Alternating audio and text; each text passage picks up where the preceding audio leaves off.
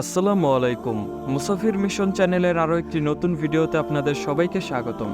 হজরত খাদিজা রাদিয়াল্লাহু তাআলা আনহার সাথে বিয়ের পর হজরত মুহাম্মদ সাল্লাল্লাহু আলাইহি সাল্লামের সংসার জীবন ছিল অনেক সুখের। স্ত্রীর সঙ্গে তার ভালোবাসাও ছিল প্রখর, কিন্তু এত সুখের মধ্যেও তৎকালীন মক্কার পরিস্থিতি নিয়ে তিনি খুবই চিন্তিত ছিলেন। তৎকালীন মক্কার অবস্থা ছিল খুবই ভয়াবহ। তখন মক্কায় এতিমদের কোনো অধিকার ছিল না। নারীদের সাথে পণ্যের মতো আচরণ করা হতো। গরিবদের অবস্থা দিন দিন খারাপ হচ্ছিল এবং ধনীরা দিন দিন আরো বেশি সম্পদশালী হয়ে উঠছিল। শুধু এতেই সীমাবদ্ধ নয়, তখন মক্কা ছেয়ে গিয়েছিল মূর্তি পূজায় এবং পবিত্র মক্কায় হজের নামে চলত বিভিন্ন মূর্তির উপাসনা। আশেপাশের বিভিন্ন শহর থেকে মানুষ তাদের দেবতার মূর্তি নিয়ে কাবা শরীফের কাছে আসতো এবং কাবা শরীফের সামনে সেই মূর্তিটি রেখে তার উপাসনা করত।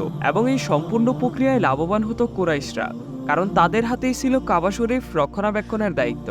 সুতরাং তারা পবিত্র কাবাকে ঘিরে বাণিজ্য নিয়ন্ত্রণ করত। এ বিষয় নিয়ে অনেক চিন্তিত ছিল রাসূলুল্লাহ সাল্লাল্লাহু আলাইহি সাল্লাম। তাই তিনি হেরা গুহায় ধ্যানমগ্ন অবস্থায় থাকা শুরু করলেন। কিন্তু এই ধ্যান ছিল সম্পূর্ণ ভিন্ন। তিনি রোজা রাখতেন এবং একাকী চিন্তা করতেন কিভাবে এই সকল সমস্যার সমাধান করা যায়। এই সকল সমস্যার সমাধান বের করার জন্য রাসূলুল্লাহ সাল্লাল্লাহু আলাইহি সাল্লাম ৩ রাত হেরা গুহায় অবস্থান করলেন এবং চিন্তা করতে লাগলেন কি উপায়ে মানুষকে সঠিক পথে এবং দিনের পথে আনা যায়। তারপর তিনি হঠাৎ একদিন রাতে হেরা গুহার মধ্যে অন্য একজন ব্যক্তিকে দেখতে পেলেন। তিনি তাকে দেখে চমকে উঠলেন এবং প্রচণ্ড ভয় পেলেন, কারণ এমন জনমানবহীন গুহার ভিতরে আরও একজন মানুষ আসার কথা নয়। তারপর সেই ব্যক্তি মহানবী হজরত মুহাম্মদ সাল্লাল্লাহু আলাইহি সাল্লামকে প্রচণ্ড জোরে চেপে ধরেন। মহানবী হজরত মুহাম্মদ সাল্লাল্লাহু আলাইহি সাল্লাম এই ঘটনা ব্যাখ্যার সময় উল্লেখ করেন যে তিনি তখন ভাবছিলেন হয়তোবা তিনি মারা যাবেন। সেই ব্যক্তিটি হচ্ছে আল্লাহর প্রেরিত ফেরেশতা জিবরাইল আলাইহিস সালাম। তারপর জিবরাইল আলাইহিস সালাম মহানবী সাল্লাল্লাহু আলাইহি সাল্লামকে বললেন, পড়ুন। মহানবী সাল্লাল্লাহু আলাইহি সাল্লাম উত্তরে বললেন, আমি পড়তে জানি না। তারপর জিবরাইল আলাইহিস সালাম আবার তাকে চেপে ধরলেন এবং বললেন, পড়ুন। তখনও মহানবী সাল্লাল্লাহু আলাইহি সাল্লাম বললেন, আমি পড়তে জানি না। এরপর জিবরাইল আলাইহিস সালাম আবার তাকে চেপে ধরলেন এবং বললেন, পড়ুন।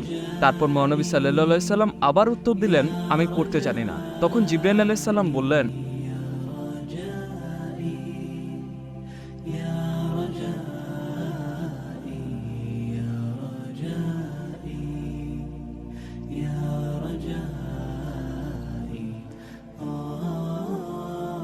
পড়ুন আপনার রবের নামে, যিনি সৃষ্টি করেছেন মানুষকে রক্তপিণ্ড থেকে। পড়ুন। আর আপনার রব মহিমান্বিত, যিনি কলমের সাহায্যে শিক্ষা দিয়েছেন মানুষকে যা সে জানতো না। অর্থাৎ নাজিল হলো আল কোরআন।